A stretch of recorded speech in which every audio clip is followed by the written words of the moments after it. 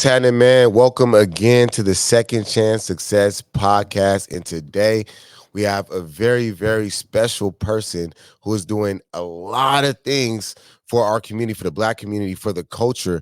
And I'm talking about generational wealth building things, real estate, education, like all these stuff, right? All these different things. And without further ado, I'm going to go ahead and let her tell you everything she's doing to set trends in our community and with the culture. Anzhane Slaughter. Tell us a little bit about yourself, what you're doing right now. Thank you What's so good? much, Yeah. Devontae. Such a pleasure to be here. Yeah. My name is Anzhane Slaughter. I'm the proud CEO and founder of Young Black Homeowners. I've also been happily serving families, helping them get into homes and sell homes since 2018 as a real estate broker. And then I also currently serve as the president of the Seattle Young Realtors Division. Come on. Yeah. Come on. So, all right, well, there are so many different aspects that we're going to break down in this situation, right? We're going to go everywhere with this. I'm ready. All right. Let's do it. Well, first, let me start with this. How did we meet? Oh, how did we meet? I want to say we met maybe during COVID. Was it we were introduced somehow, hopped on a Zoom? Was it Jalil? No, it wasn't Jalil, huh? I don't think it was Jalil, but we'll have to go back through the email and figure out who was that plug. Right. No, for real. If you're watching this, let us know who it was that introduced us. But that was fire because I remember at that time it was 2022. Mm-hmm. I think we had just started Pro Se. And you were still with the company doing real estate, right? You were still an agent. Yeah. So in 2022, I was doing a few different things. As you can see, I've always kind of wore a few different hats. Yeah. So my background's in law and policy. That's what I got my degree in. Mm. I was at that time working for the state of Washington as the legislative task force manager over the social equity and cannabis task force. Yeah. So doing policy work, trying to make sure that those who were harmed by the war on drugs have space in the recreational cannabis industry.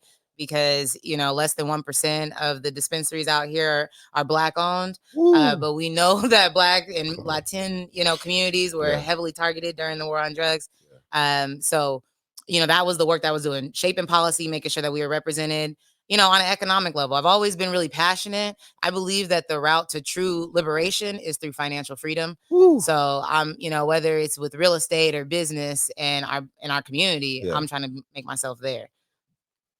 The route to true freedom is financial. Wait, how'd you say it? Financial, economics. I said the true route to liberation is financial freedom. It's financial freedom. The true route to liberation is financial freedom. Yeah. When we don't have to ask nobody for a dollar, that's freedom. Yes. We don't, because then we can do whatever we want with our money. Right. And it doesn't matter because anytime there's going to be opportunity, there's going to come opposition. Come on. Well, when you need to, when you need somebody else's approval for a loan or for some resources, then you're going to be limited on what you can do with those resources because they're not your funds. So, I believe in, economic, financial freedom. And that comes with, understanding how money works. It comes with knowing, the 3 ways to build wealth, which are through real estate, business, and the financial markets. Woo. So, it's not, and I'm a firm believer in diversifying your portfolio. So although I'm very passionate about real estate, I do believe that that's the number 1 way to build wealth. And it comes with the least amount of money to get started, and it has so many other benefits that really is transformative for communities. There are other ways to build wealth in this country, through businesses. You start a business, you could sell it for more than what you started for. Boom, that's some wealth, right? And that's also generational wealth because a lot of people, they pass their businesses down to their children. Right. Financial markets. We should be doing all of these things. It's not an or conversation, it's an and.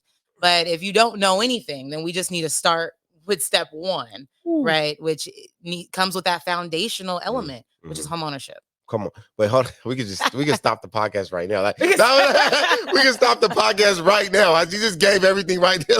No, that was just fire, bro. It was like Dragon Ball Z, like Goku, boom, Super Saiyan God mode. I need to slow down. No, that was beast. I love it. No, because we're definitely gonna get to that. But what I want to do is, because everything you just said, right? It shows that you're heavy in the knowledge. You really know and stand on business when it comes to this business. Yeah. Where did that mindset come from? How was it? Was you always, since you was a kid, coming up, you're like, homeownership, financial freedom, let's do this. Rock for the people, I'm going to the top. How was this? Absolutely not. Yeah. I didn't know nothing about finances. I actually grew up in poverty, single parent household. My mom, we were on Section 8 and food stamps just to make by. She worked 3 jobs. She didn't have much education herself because she had children at a, younger age. but she worked very hard. And she told me, you get your education. Your education is going to be your way out of this situation.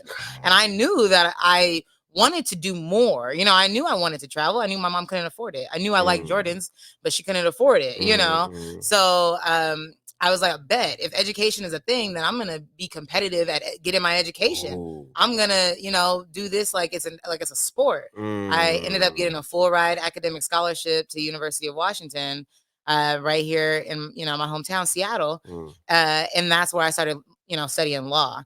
Now, the reason why I got into law, that came out of Trayvon Martin. I was a senior in high school, or I was a junior in high school going into my senior year when the Trayvon Martin situation happened. And it was the first real instance for me that showed like injustice for Black people, where I saw it with my own eyes. And I took some linked fate with that. You know how Black people, it's like that doesn't have to be your brother, but because it was a Black man around the same age as your brother, that is your brother. Come on. That could have been me, that could have been my mom, that could have been my future children, right? So I was like, man, this can't be, there has to be a better way. It was at that moment that I knew I wanted to get into law. My mom, I was younger talking about becoming a lawyer just because I always had a mouthpiece, but I didn't really know I wanted to ride until that really pivotal point. And then it was actually while I was studying law, so is when I learned about real estate. So I learned about real estate from a policy lens, not from an economic lens. I learned about real estate from a social political lens of how, redlining, how historically Black people in this country have been excluded from wealth building opportunities. I learned about it through precedents. I learned, so I came into, once I learned, had that information, I read all these books, I'm doing these thesis, I'm making these arguments in law school, in undergrad while I was studying law. And right after I graduated, I said, bet, I have all this information. Now I need to go and actually share this information. So right away, I got my real estate license. So yeah, I didn't learn about it until, 2017, 2016. I graduated from UW in 2018. That was this, 3 months later, I got my real estate license. I passed on the first go around, the first time I took the test. And then within 2 months, I got certified to teach the first time homebuyer classes through the Washington State Housing and Finance Commission, because I knew that, in order to get Black people into housing, they need resources, and through the commission, once you take the class, that's how you get your down payment assistance. So all of this was very much calculated and planned once I had the education, the information. But, I didn't know anything about this. So wait, you got your real estate license, you said 2016, 2017? 2018, I got licensed. 2018? 2018. And it's 2024 right now? You've done all this? Yep. And so you said it was strategic, it was planned. So from 2018, you started planning everything that you was going to do. Well, I knew why I was getting into real estate. Why? Okay. So that's so important in this industry, because you really, there's so many different avenues and pathways that you can take with real estate. So you really do have to find your niche. My niche was increasing Black homeownership. Boom. That's what I knew I wanted to do. And that's what I did. And I rode with it because that's what I'm passionate about. I wasn't full time in real estate at 2018 because you still got to pay your bills. I purchased my first home at 2019. I did that based on my W-2 income coming from the state. And so, that's kind of how I calculated the getting educated to teach the classes, because I knew that, in order to increase Black homeownership, to increase homeownership, you're turning renters into homeowners. So they're automatically first-time homebuyers. So I wanted to know about all the first-time homebuyer programs that were going to help my people get into housing. And that's, it just only made sense to become an educator from that point. Okay, how do I want to ask this? Okay, well, all right. How does the first-time homeowners thing, like, what's the process of that?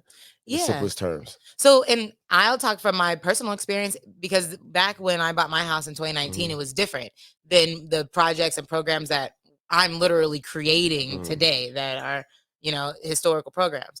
But traditionally, you would just take this education class. It was a 5-hour class. And then you would get a certificate that lasts for 2 years that basically equals 5% down on a home. Right. Okay. And so down payment assistance, it's always in the form of a secondary loan. So it's not a grant. The funds do have to be repaid. either when you sell your house, you pay it off, or you refinance. Um, but you're essentially you're getting the funds that you wouldn't have, because I didn't have them in my pocket, right? Right. To buy that house right now. You Right. know, and it's a beautiful thing, because if you don't have the resources, it's you want to get in as soon as you can, because the housing prices are going up. Right. You know, Right. which means down payments are increasing, which means that your income has to be significantly more for you to just qualify for what you would have been able to qualify for, you know, 3-4 years ago. So I'm so happy I was able to get in back then, because I bought my house in 2019 for $250,000. It's worth over $400,000 now, and that's only, you know, what, 4-5 years later, right? You can't find any. That was a 3-bedroom, 1,200 square foot house, you know, with a nice backyard on a quiet residential street, you know, by a school, right? Like, you can't find that for $250 today, you know? So I'm like, if it wasn't for that down payment assistance, I wouldn't have been able to even get my foot in the door. Come on. You know, because your income is only gonna get you what it can get you, you know. So yeah, it was definitely a blessing, and that's essentially how it works. Yeah, as long as you're a first time home buyer, which means that you haven't bought a house in the last 3 years, and you meet the income requirements of these programs, which typically, I mean, it's as long as you make under 180,000 in the state of Washington, there is free down payment assistance money for you. So people should know that if you make under 180,000, you can qualify. Yeah, Right. exactly. Okay. Yeah. No. Oh, that's fire. Right. Yeah. So now what I'm getting is like, all right, young Anjane, grew up Section 8, single mom. Yeah. You know, decided like, I want some J's, bro. I'm gonna figure this out. Yeah. but then actually like went on a whole nother trajectory with it, because it went from I want some J's to wait, I want all my people to be able to afford J's for their kids and kids whenever they want. Like if we're speaking in like the shallowest terms, right? With J's, whatever. But you get what I'm saying. Right. And then I went to I think it was actually one of the first like really Black professional. It might have been the first Black professional event I went to. And it was the YBA, the Young Black Homeowners event. Yeah, the Black Equity Ball. Popping. You know, this year I was out of town. I think I was in Nigeria at that time when you do it this year. But and I was like, damn it, why is that doing? But oh my God, it was so popping. Like the vibe was beautiful. The music was going. You had everything from 90s to like up to date. You know, there was moments where you'll speak, and then somebody else from different part of or industry will speak. I met a commercial banker. I met like, you know, and like it's this vibe, and people are just chilling, enjoying themselves. Tell us the story. And you had apparel too, which was fire. I need to get another one. You know what I mean? I had the hoodie. I think it was the hoodie I got. But tell me how the Young Black Homeowners Association, is it association or is it just Young Black Homeowners? It's just YBH. We're a for-profit company. For-profit company. Where'd that start? Where'd that piece of it start? Yeah. So YBH, you know, I want to say it was God that was whispering in my ear, right? I think that's where a lot of our visions come from, where our conscious comes from. It's like the God in us telling us, don't do that, or you know you wasn't supposed to do that, or you need to do this, right? It was to a point where I just couldn't sleep at night. I had this vision 6 months before I actually got it incorporated. So I was, you know, still a little procrastinating, dragging my feet on executing on it. But essentially, after teaching the first time homebuyer classes for about 4 years, so from 2018 to 2022, I was teaching all throughout the pandemic and prior, you know, these 5-hour classes so that people can get their certificate, so that they can go and get their down payment assistance, right? I knew that the education that I was currently teaching on, which was what we were certified and trained to teach, was just surface level, you know? And when I say surface level, I mean, yes, it does teach you about what questions to ask a real estate professional. What is the home buyer process? You know, what are the different loan types? You know, we do have to talk about these things, right? And it's information that everybody should know. But for me, when I'm trying to communicate to my community, to Black people, one, the information has to be culturally relevant and it has to be trauma informed. And so these were the two critical elements that I was able to add and incorporate into my curriculum, and even birth, you know, YBH. Because the cultural relevant part is really important. Like, as Black people, we talk a certain way. Our behaviors, our cultural behaviors, you know, the way that we like to eat and the way that we dance and socialize and just share our homes with other people, right? I mean, our behaviors, they come from our culture. So Come on. one, everything has to be culturally relevant. You're trying to talk to Black people, it all has to be culturally relevant. The other thing, it has to be trauma informed. 53% of our Black American wealth was lost during the '08 housing crisis. So that means 1 in 2 Black people know someone directly that has either faced foreclosure or was near facing foreclosure. Wow. So that holds trauma in your bodies, and that informs your decisions. Right. So that deters a lot of people from even wanting to buy a house, because they're like, no, I know my grandmother that, had this terrible situation where she has to sell her house, short sale or foreclosed or whatever. Or somebody, I know this, my uncle that went bankrupt because of real estate, or, these stories start building narratives, and they inform how we even choose to spend our money. You know what I mean? So in order to undo that conditioning, undo the noise and just the trauma, we have to talk about it. Come on. We have to talk about it. We have to look into the numbers. We have to look into the data. And this is what's really important in the work that I do now. It's not just about, the process. We have to deal with the fact that if you're coming from poverty, then you're already in a scarcity mindset. You're already growing and living in a place where you rather see zeros in your bank account than an investment property. Come on. You know what I mean? So it's like, when that money, you're losing money if it's just sitting in your bank account. We know this with inflation. We know the banks are investing our money. But when you're investing your money for yourself, right? And if you're doing it for home ownership, one, now you have ownership of where you live. You're not worried about some landlord talking you crazy or forcing you out or wanting to, sell the house, and now you're unstable.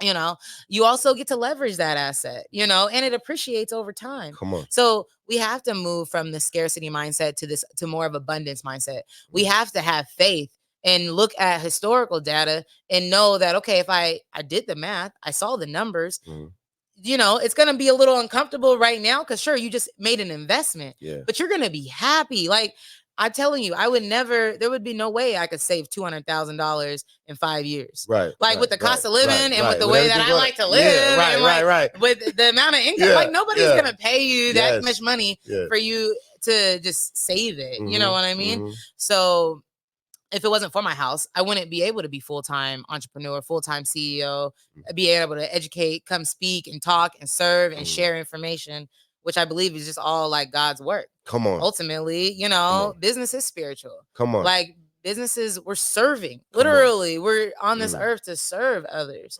We all have gifts and passions and visions, right? And those are God-driven. So that's kind of how YBH all came to existence, man. And it's just crazy that only being around for 2 years and me being full time in this for only 2 years, because I was in real estate, but like I said, I was working in the state, meaning I have to still deliver for the state. I gotta still hop on calls and meetings and emails for the state work. And so to know that all my energy and resources is going back into the community, back into the business, I mean, it's really been able to show itself, tenfold within 2 yeyears. So. There's something, I forget which book it was I read. I don't know if it was it The One Thing? I think it was in The One Thing, right? You ever read that book? I don't know. I don't think I have. It's called The One Thing. When you get a chance to read that book, I got you, man, on everything. And they talk about, I may get the word messed up, I think it was called geometrical progression, right? Because it was talking about focusing on the one thing, right? Focusing on what you have to focus on and seeing it through. And geometrical progression goes like this. They correlated with the train. How it's like when it's first going, it's like real slow. You know what I mean? Chugga. You know what I mean? And then next thing you know, it's going so fast that it'll go through steel, right? You know what I mean? But when you're first seeing the train go, it's really slow and you can run up and touch it, whatever. But when it's going, it goes like the speed of a bullet. So it's like, what they're saying is with geometrical progression, it's like, that's what I seen with you. It was like, you had brick on top of brick on top of brick on top of brick, and then it's bang bang. Like, hold on, you step back, like, oh shit, hey, this is out. And like you said, it was something that you had planned. You guys started planning eventually, right? So then when I first seen the YBH, I was like, that's brilliant. Yeah, that is fucking dope. Like, I respect minds. I respect people who are always being creative, who are innovative, right? Like the thought leaders. It's beautiful, right? And then you come back on them and start a home buyer, first time home buyers class. Yep. My own down payment assistance program. How much did they let you start? How much was it first? $2 million? Yep. We got $2 million in January of 2023 due to a collaborative effort, it's very important that I add that, because this work is not just based on what I do. Right. I definitely have a team that supports me, and I have other partner organizations that support. I mean, shout out to everything that you're doing, ProSafe, adding me to the platform. This is part of the collaborative effort.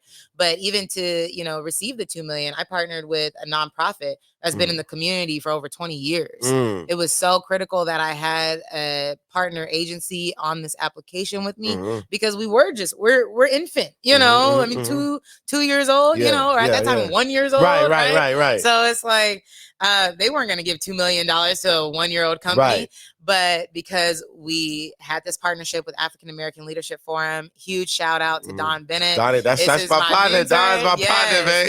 Yes. She's putting people on, and those are the people that you see in the community, or as you're moving and grooving, networking, that really show up for you. Those are the people that you need to make sure you're nurturing those relationships, that you reinvest in, that you're praising them as many opportunities as you can, because that's what it takes to really reach the goals, that to have that cup overflow. Come on. You can't do it by yourself.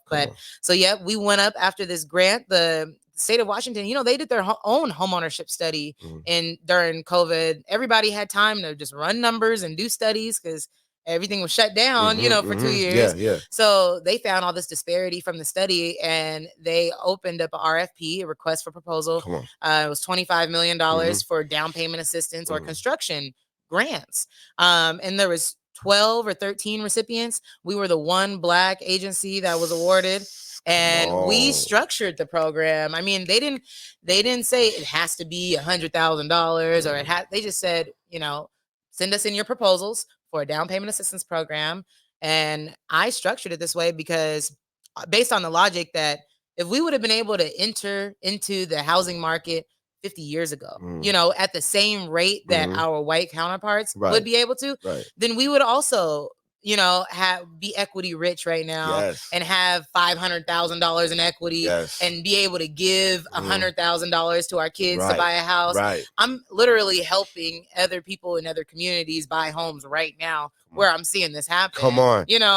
But we don't have that money because we weren't able to buy homes back in the day. So, but that doesn't mean that we shouldn't be able to buy homes today. And if you want to try to address that harm, then you're going to have to give us larger sums of resources, so that we can even enter into this market. Real talk. So 100,000 was the minimum that I asked for, and that's will always be the minimum. I'm going for more, because in certain counties, even with my $100,000, participants, it's still, struggle to purchase property in King County. Because the average home price is over $800,000 in King County. And that's not just that's not even Seattle. I'm talking about just like the whole county. That is the average home price right now, as of April 2024. So we going after more money. We're changing policy. We're creating things that never existed, because that's what it's gonna take to really change. We can't just keep doing the status quo. So I was talking to one of my mentors yesterday, right? We were sitting down chopping it up, and I'm like, I relate to you as far as like the speed of trajectory, right? Because I was out 8 months, I got in this position, and within, I think, 6 months after that, we got a grant. That after that, we had like $1 million grant. It was like, here, have a business. I had never, ever in my life seen $1 million. Or anywhere close to it, right? Have you ever had $2 million? Just had it? In my bank account? Yeah. No. Have you ever just like, okay, so look, not. so when they gave you all these different things, you was like, I'm giving everybody $100,000. Like, I'm giving $100,000 to these people. How was that mindset shift for you? Because you have to. Because when you look, there's a quote. It was like, man, if you're not a millionaire and they give you $1 million, you got to become a millionaire now. Right. So what was the mindset shift for you at that point? Like, you got this money and you're the stewardess of all this money. Yeah. Like, what was you thinking? Like, how did you transition to become more of that? Or evolve yourself to that? My bad. No, absolutely. One, it's always about the people. People over profits. We're not talking about. It's about the impact. Because money comes and goes. Money is just a tool for us to shift narratives, to change communities. To actually make impact, right? To build wealth. And so, because we're giving $100,000, the $2 million didn't go that far, right? We're able to help 20 families, and that's 90% of the resources coming in. Come on. We're going straight out. Come on. And that was really important, because we weren't just trying to, build economies Mm-hmm. with this $2 million, which I will not say that economies are good. Yeah. I aspire one day that YBH can have over 100 people employed. Like that Mm-hmm. would be beautiful across the country. Come That's the on. goal, Come right? on. But right now it's about getting our communities into Mm-hmm. homes. That's going to be the measurement of success. Yes. So that was the first kind of like model shift that, where some people would look to put a lot of these resources into hiring educators to then just educate. But it's cool if you have the information, but Mm-hmm. if you don't have the resources to apply the information, Right. the information is useless, right? Mm-hmm. Mm-hmm. So that to me, was kind of like off the bat before we even applied. I knew that that was how we were going to structure it, because I knew that the power was in the impact. That once the people start raving and we could start showing that we're actually closing the wealth gap Right. directly, we are directly making an impact here in Washington State Mm-hmm. because of the work that we're doing. The state's going to keep giving us money. Come on. So that's another thing. It's like, it's not scarcity. 2 million ain't nothing to the Yeah. state. The Yeah. state has over 300 Come on. million in their just reserve savings account, just Right. sitting, like Right. not even allocated or appropriated to anything. Right. You Right. know, and coming from the state government work that I was doing, especially around cannabis is getting taxed 47% in the state of Washington. Mm. The state's making about 500 million a year annually on just cannabis revenue. And so when we're talking about 2 million, and of course those tax revenues, it goes into education, it goes into paying, law enforcement. Like the state has a budget, healthcare is a Right. huge, Right. and then of course military, right? So it's not just like, it doesn't all just go into that savings Right, account. right, It's right, being right. spent elsewhere. Right. But when you start seeing big numbers, and you realize, like, okay, wow, there's $69 trillion in private equity out there. Like your idea, Right. your concept of money is different. Woo, yes. You got to spend money to make money. Yes. Like that's Yes. just the fact. So Yeah. I'd rather spend it on my people's down payment. Right. Right. Any day. My Yeah. people are gonna ride for Yeah. me. Yeah. They're Yeah. gonna All the show way up going. whenever they say, "Hey, Anzhane got us into a house we never thought it was possible," and it changed our lives. Like that gets me emotional. Come on. Because I know Come on. that's true impact. Come on. And I'm going with what you're saying is like, once you see like the bigger numbers, Yeah. you know what I mean? And you start looking at it, you're like, this ain't really nothing compared to like right. what's really out there, but we should have access to, Yeah. that could really do a direct impact, right? Mhm. And that's hella dope. And so like when you did that, and it's funny, I was telling you a minute ago, I told a few people, I was like, hey man, look, you got this program going, you better apply. Yeah. And then I don't know what maybe they was procrastinating, they didn't believe it because it was something that was new and different to the people. Absolutely. And then when you started getting people, I'm seeing it. I'm like, you get home, like heart, like share heart. You know what I mean? And then people like hitting me back like, hey, is she still doing that? I'm like, well, she said at the moment, like, it's done right now, but it's going to be more. Yeah. And then you backflipped, and now you got a Pierce County thing. Yeah. Which at first, big shout out to Tacoma, but I was like, wait, hold on, wait a minute, man. Y'all ain't going to take hours. And you ain't going to take hours and go over there. But you're all of ours, is the culture. You know what I mean? Absolutely. So, like, how did that come about, as much as you can share? Like, how did that? Well, the thing about Tacoma is that it's a lot of people. I mean, I personally didn't want to buy a house in Tacoma. Like when you're born and raised in Seattle, you really have no reason to go out to Tacoma. And it was kind of scary to buy a house in Tacoma because all my family is in Seattle. So when I did buy, I made sure that it was close to the freeway so that I could be on and off, like I could be in and out. Yeah. But the reality is Tacoma is a lot of the places, I mean, one of the only few places that a lot of people can afford for, that are within the community. And the thing is, your first house is not going to be your last house. These are stepping stones that you're eventually going to leverage to get you into a position where you can buy that house in the area that you actually really prefer to live in, but you got to get into something so that you can have that appreciation instead of catching up to it. But so I'm a huge proponent on Tacoma. I'm a huge proponent of just getting your foot in the door when it comes to real estate. How I got connected with the city of Tacoma is they had another RFP. So request for proposal. So through a YBH, because we are for-profit companies can go after grants. I want to just like dispel the myth that, LLCs can apply for grants. You can. But it's important that you build relationships. I had relationships within the city of Tacoma's government, was specifically within their housing division before this RFP came out. I actually met with, we had lunch with the person and she gave me the scoop, hey, this is coming. I think this is really what you do already, so you should go after it, and it was still a competitive process. You still have to apply, and I even had to follow up my application with an interview to the whole board because I am this new 2-year-old organization. But that didn't scare me. Like, I love talking. I love, I'm passionate about some things. I could really win you over in person, like on paper. I don't know, but I could really like get me in front of you, and I'm happy to talk. So, but after going through their due diligence process, they ended up awarding me 6-figure contract to put on just the home ownership education, and of course, they wouldn't have given me the full 6 figures if I didn't ask for the full 6 figures. I asked for the full 6 figures because I'm not just renting out a space to bring people in for 2 hours to like and give them some snacks. You know what I mean? Like, no, we're really trying to change the narrative, shift the culture, inspire. The motto of YBH, Young Black Homeowners, is to encourage, educate, and celebrate Black homeownership. So we're really doing narrative shifting work, culture shifting work, just as we operate every day.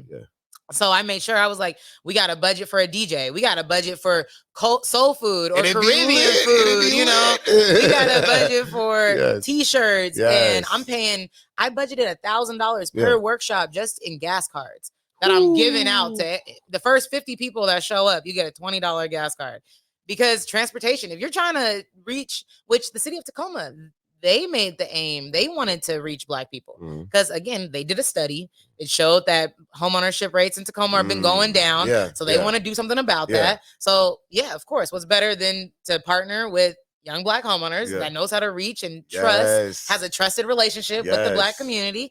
And we're educated professionals and experts in this field. It only made sense. And it's not cheap to throw events. So that's why these are homeownership events. They're not workshops. And the biggest component of it, which is the down payment assistance part, is that if you attend 4 of the 7 workshops, then you'll be eligible for up to $60,000 in down payment assistance.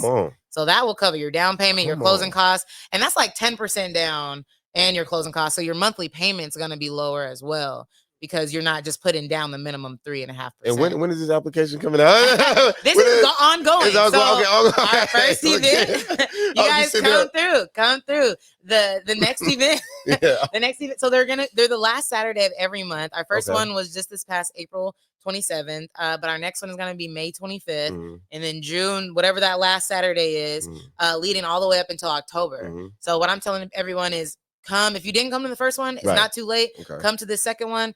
But you do want to attend if you want that down payment assistance, because there's just limited funds. You should get involved right now so you can get your 4 events in.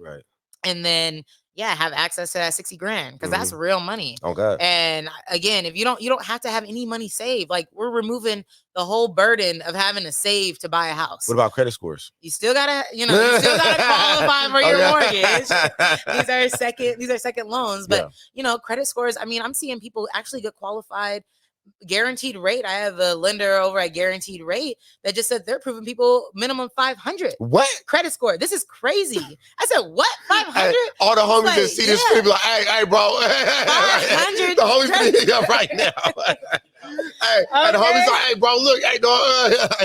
Now I'm not gonna play you guys and say that with a lower credit score might come a higher interest rate. Let's talk about that. But at least it can get you in the door. And again, just start in the process to see what you qualify for. We have to get out of our heads and be like, nah, we're not going to qualify. We're not going to qualify. No, it's all about your relationships, your connections with the right people that want to see you win. And that actually have the resources to help you. But sure, you could go to another real estate professional, let's say down in Redmond, right, with a 500 score, and you're making under 100K. They're going to be like, oh, well, go work on that score and come back to me in 2 years. You know what I mean? They're not even going to know what for you to work on or what programs that are going to help you improve your position. They're just going to tell you to figure it out and come back to me when you're ready. You know what I mean? That's not the approach that we do over here. We build plans, we inspire. We want to keep people motivated. Because the benefit is that powerful, is that strong. You know what's dope, and I just realized this. Pro Tae and YBH are the same age. Okay. I just realized that we're 2 years old now. And I'm like, as you was explaining it, I'm like, oh shoot, wait a minute. Like, the processes and the timelines, I'm like, oh yeah, that's what we was doing around that time. And what it stuck out to me is when you said relationships, right? And so, like, because as you know, when you go for these like different grants and everything, I remember in the beginning, right? Yep. When I didn't even know how to apply for grants, like where to go for them, Yep. right? Yep. Big shout out to my guy, Bill Talib, Jimmy Brown, bro. He was the one that hooked me up with Best Starts for Kids, King County, and then we connected Okay. through there. And then Dope. I started, it was really a lot of relationships I had. I started Yeah. building it and going for these grants and everything, Yeah. and stuff started coming together, right? Yeah. But then where it turned to now, it's like it comes to a point where like, yes, it's a competitive process, but you know about grants before they come now because of the relationships you have. It'll be like over coffee, over a dinner. Yep. You know what I mean? Absolutely. And so like with the fact that you keep saying the relationship component of it is extremely important. And the people that are the most highly successful are those who know how to one connect and build relationships, but also nurture Nurture relationships. them. Nurturing those relationships is what was big, right? Absolutely. And I remember we were just talking. You said you're doing something in Cancun. Yep. Was that brought from a relationship? Absolutely. That was brought from a network of relationships. Okay. Now we got the network of The relationships. network All right, of- there we on new levels now with it. Come on. Man, no, Yeah. networks are so important. Okay. You know, investing in your business, Mhm. going out to conferences, being a part of affiliate organizations Mhm. is how you get into certain rooms. Right. You know, because sure, social media and likes, a lot of people now, you know, will just think that your likes will or your followers will just convert to opportunity. Mm. But that's not really Mm. true. You know, I mean, Mm. it's about those direct in-person Mhm. connections that you were Come able on. to make. So Come on. for the last 3 years, I've been a part of this organization called NAREB. It's an acronym. It stands for the National Association of Real Estate Brokers. Come on. We're the premium network of Black real estate professionals across the country. Come on. We're the most historic Black trade Come organization on. in the country. Come on. Founded in 1947, Come okay, in on. Tampa, Florida. And you know, we were founded because back in 47, Black people weren't allowed to be real estate agents. We weren't allowed to even sell homes. We couldn't even put our houses on the market. Back then, the market was a newspaper, magazine.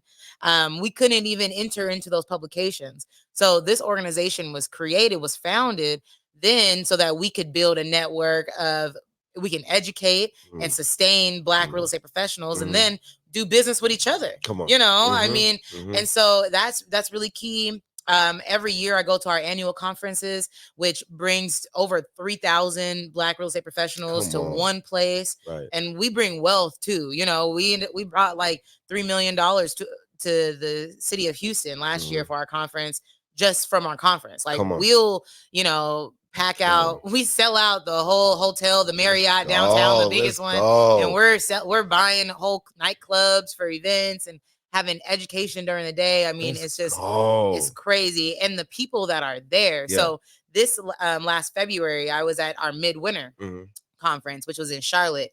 And I met this woman. Shout out to Dr. Tamika Bryant. She is a phenomenal woman. She has she lives, I mean, in a few different places, but she mainly does international real estate. And she has two brokerages, one in Cancun and one in the DR. Okay. But she has over 3,000 real estate professionals across the world that she's trained to sell international real estate.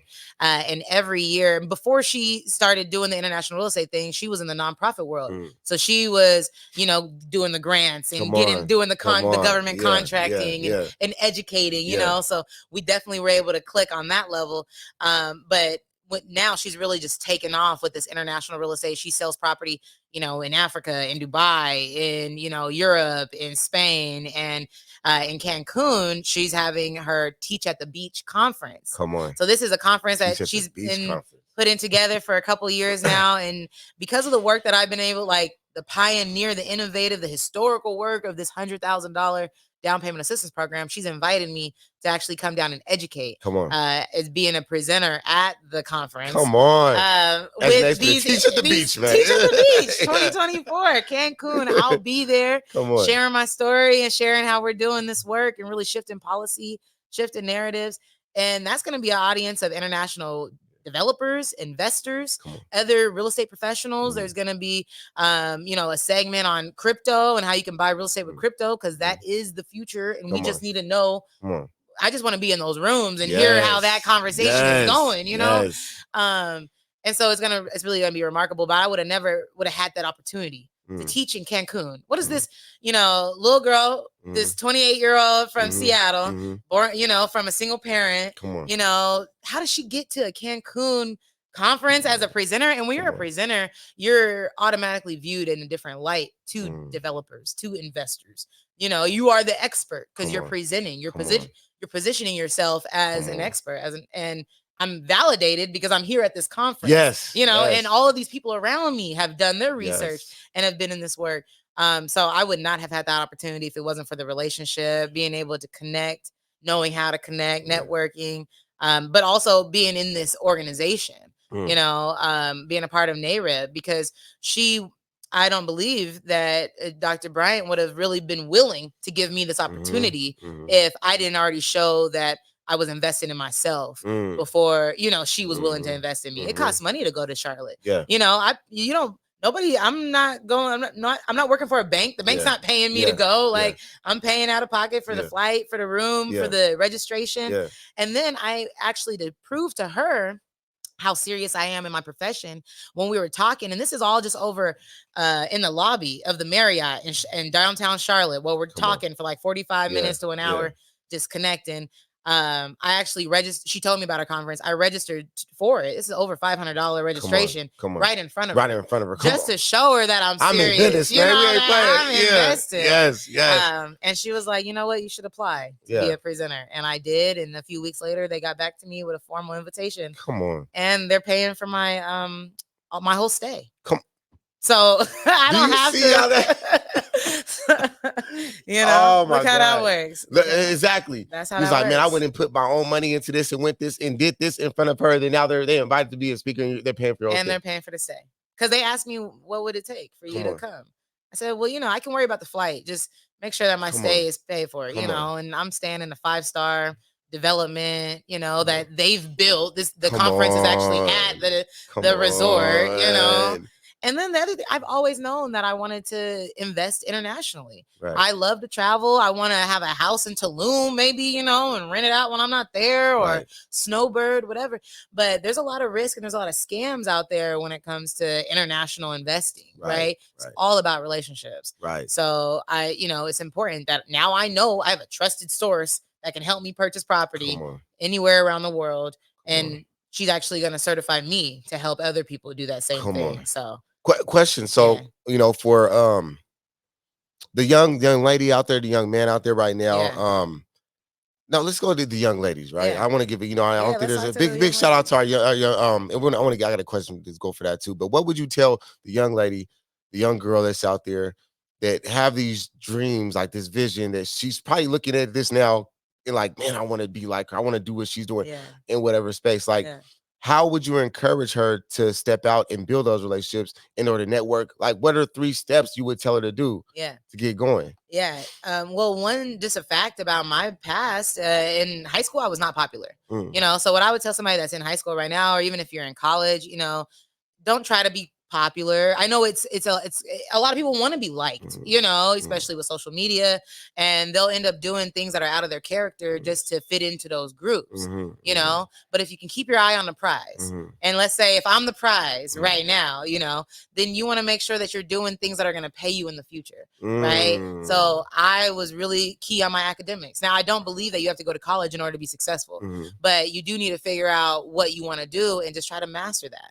If you want to get into law, you do have to go to school, so you do need to focus on your academics, and you need to try to just be competitive, be the best that you can be, because ultimately our brands, our character, this is all we have. The skin that we live in is all that we have.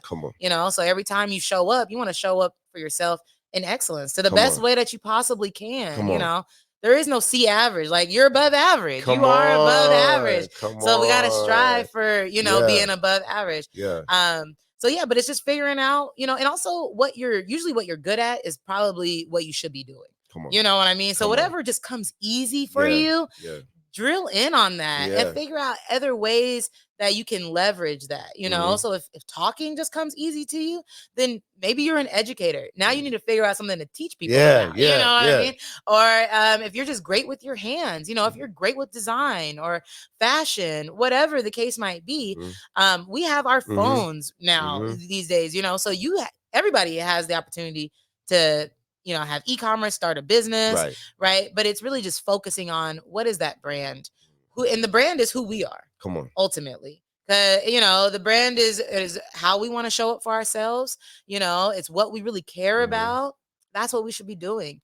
Um, Mhm. I would say also to position yourself around people that are in positions that you want to be in. Mhm. A mentor a long time ago told me that if you're the smartest person in the room, you got to leave that room. Come You on. know what I mean? Come Because on. maybe you're just there for ego. You're just Mhm. there, but you're not learning anything. Mhm. You need to be around other people that are pouring into Mhm. you, that are teaching you something, even if it's, you're not going to be an expert at everything, Right. but, we need to know about different things in life just to be well rounded. Yes. Right. So you want to have that person that is big on health in your circle. Mhm. You want to have that person that's big on law in your Mhm. circle. You want to have that person that is a mechanic in your circle, Mhm. a contractor Mhm. in your circle, an author in your Mhm. definitely a real estate professional in your Mhm. circle, right? You Mhm. build your team, Come on. Come on. and these are teams of experts, right? And if you want to be an entrepreneur, you got to be around other entrepreneurs, That part. because the mindset is not the same as just if you're Woo. waking up and going clocking in and clocking out. Man.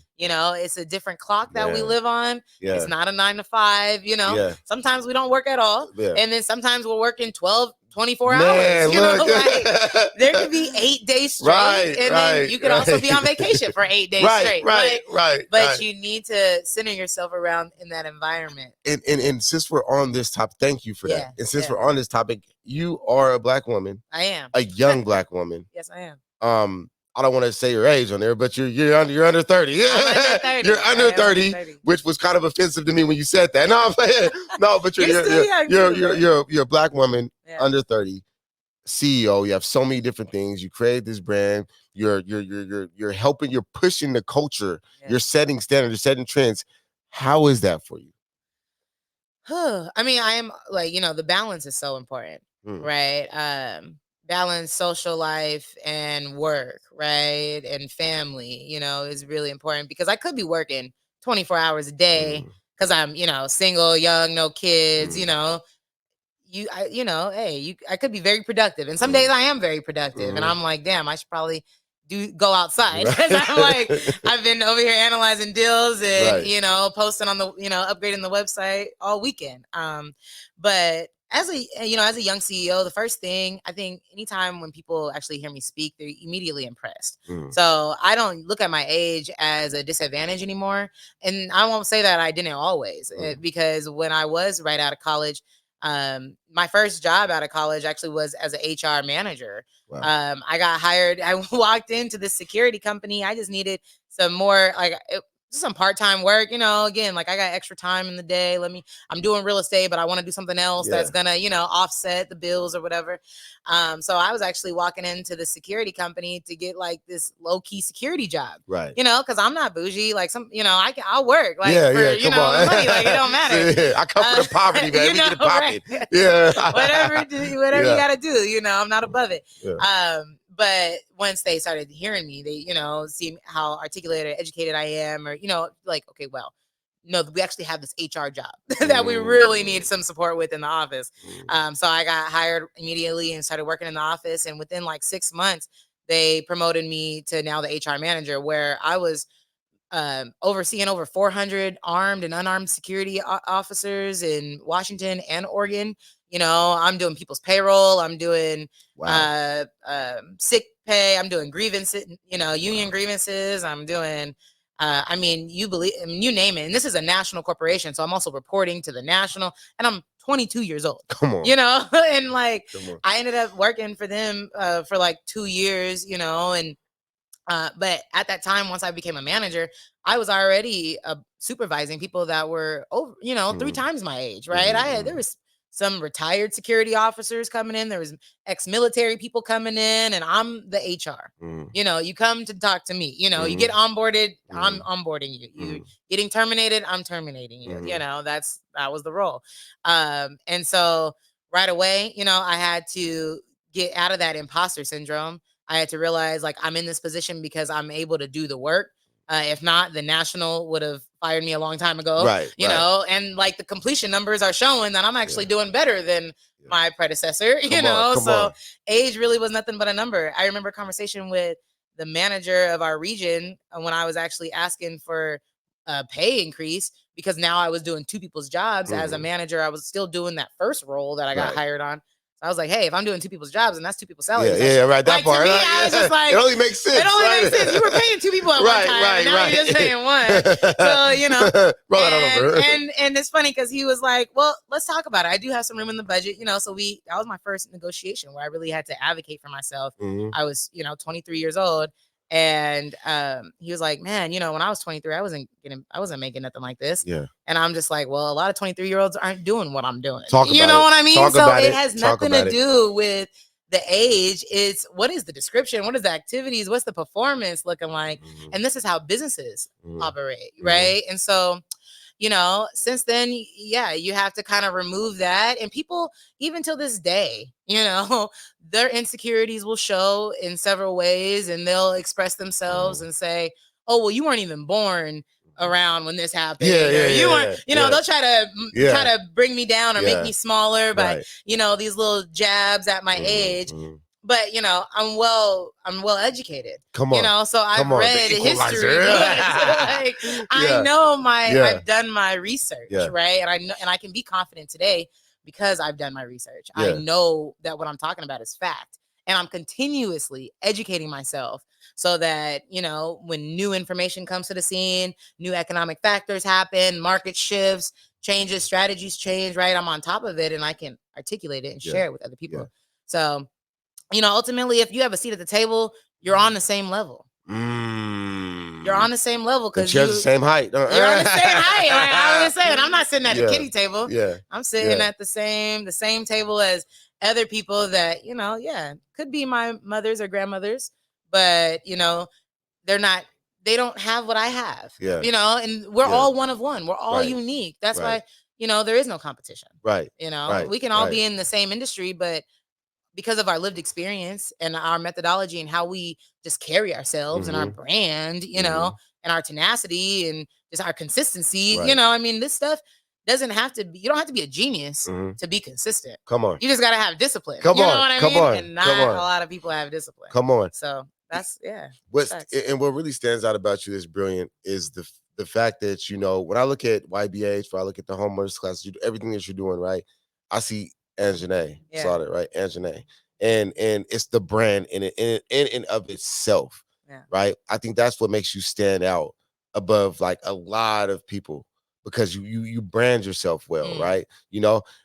Does that come with a lot of heartache as well? Like, do you find yourself in moments where you're like, dang, like this kind of situations in business and as a brand, like, dang, like this is a lot, or like, this is kind of tiring, or this is kind of stressful, or, Well, one, I am happy that I branded as myself rather than like an agent of Remax because I am a Remax agent. When I'm out here helping people buy and sell houses, that's the hot air balloon, But when we're talking about education, that's YBH, But when we're talking about me, I am the CEO and founder first and foremost of my company. Come on. Right. But with branding yourself, people are going to follow you.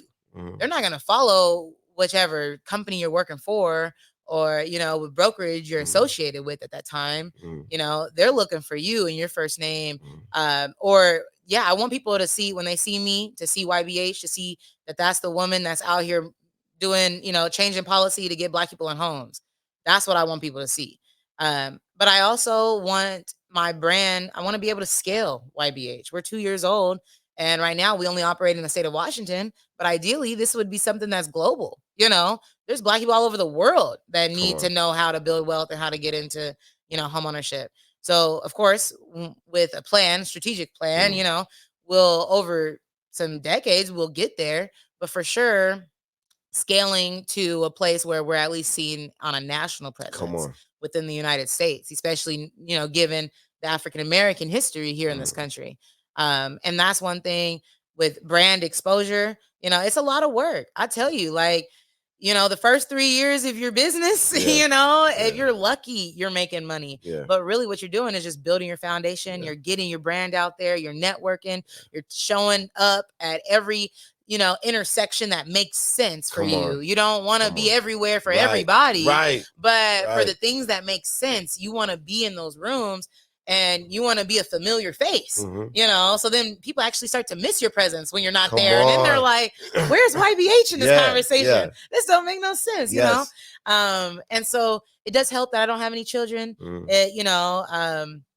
but I know that there's successful business owners like yourself, making it do what it do, being successful, even with, the responsibility of family.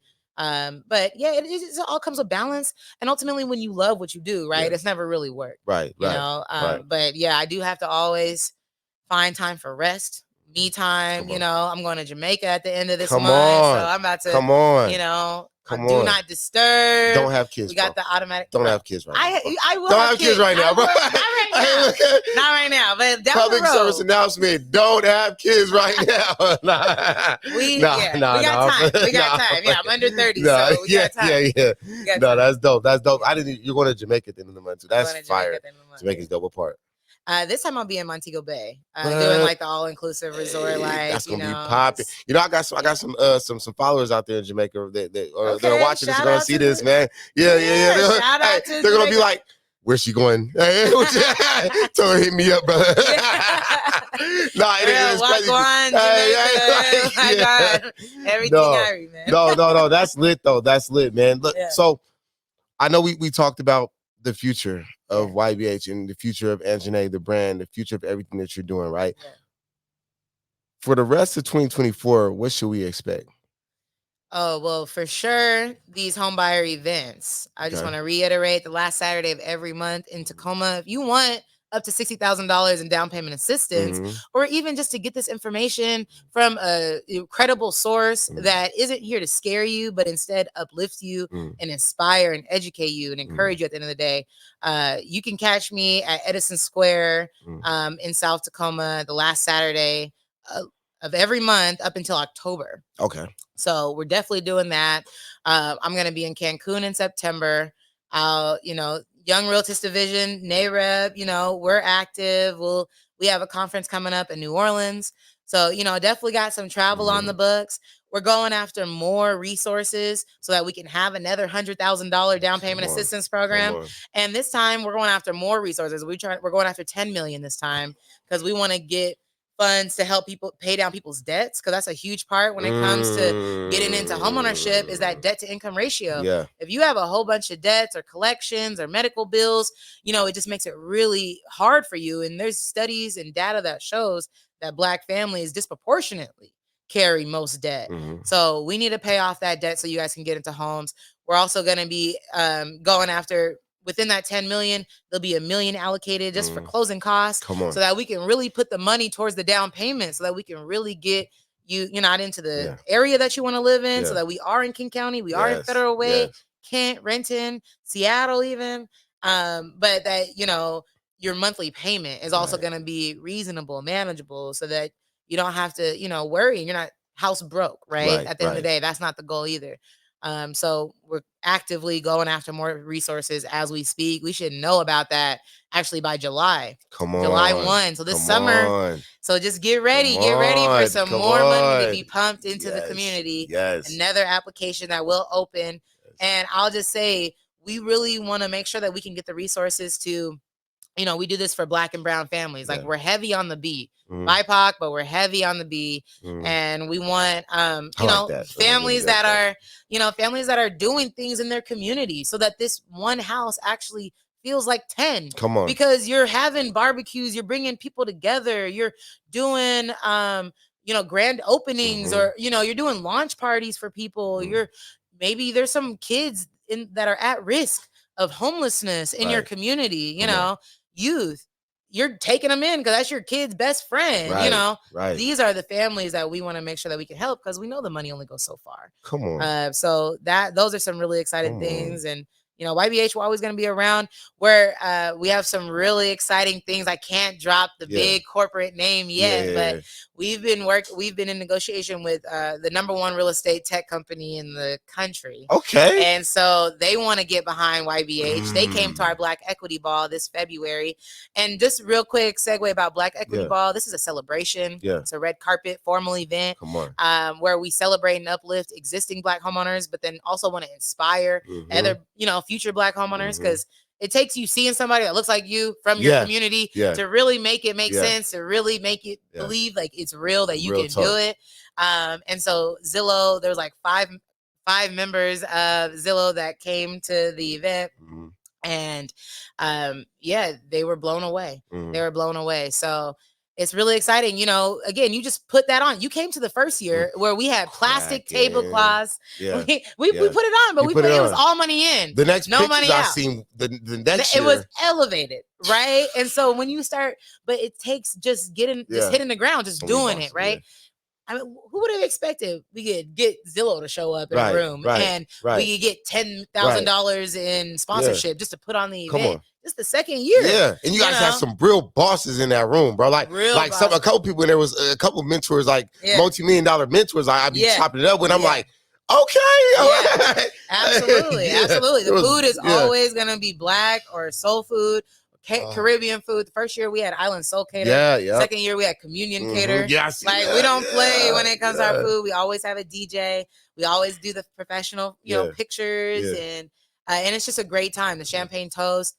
So you can definitely look forward to Yeah. that again Yes, next year. yes. It's gonna be February 22nd. I'm clear. I'm gonna make sure I'm there. Last Saturday in I'm February. gonna make sure I'm there. And you know, hopefully we'll be at a rooftop or Yes. you know, well, you know, maybe not a rooftop, but like the Columbia Tower Yeah. or like a hotel ballroom Come because on. we're trying, you know, Black people, we deserve to be celebrated. We're of not celebrated course. enough in Yeah. the Pacific Northwest. Come on. And if we're not doing it, we're not creating the spaces that are celebrated, they're just not going to exist. They're Yeah. just not going to happen. At all. So I'm really passionate about that, making sure that, you know, because it's a big lift to purchase a house. Right. So that you're celebrated in the right way. You Come know on. what I mean? Come on. And as much support we can get around that, we're gonna continue to blow that out. So I'm very excited for that. But yeah, we'll be in at a tech conference in June. Actually, we're being hosted through, you know, this #1 tech company. And we're going to their conference. We're gonna do some collaboration. We're gonna do some more networking, getting the brand out there. Come on. So yeah, just be ready to see YBH all over the place, man. Yeah. We're not limited to just Seattle. This is our headquarters. Yeah. Because this is my backyard. Yeah. This is where I'm from. Yeah. I'm passionate about it. Black homeownership is 15% less in Seattle, Tacoma than it is on a national average, which makes no sense because we only make up 4% of the state. Right, exactly. I'm like, that's you would think wild. that we had 30% or more than the national average because we have less people, but we actually have less.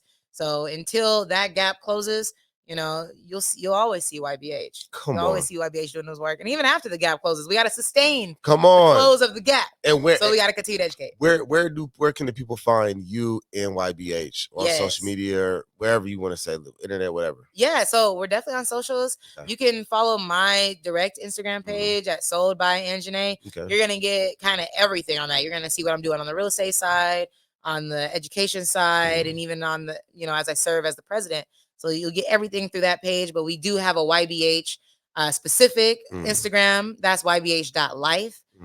So look us up. We also have a website, so you can just learn more about our story, about our services. We have a blog. You can join our newsletter and, you know, see things that we're doing in the community. You can sign up and so that you're staying in the loop through our website at www.youngblackhomeowners.net.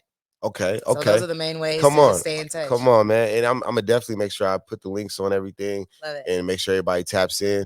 Look, man, it's been another dope show at the Second Chance Success Podcast. Anzhane just came and laid it down hard, dropped all kind of gems, all kind of money talk. You guys talk about the bag. This was the bag talk right here. We talking about 60 bands, 10 mils. Yes. You know what I mean? And it's gonna be more and more. So I suggest you go follow, tap in, get your bag right, build your wealth. Thank you for tapping in. Much love. Let's go.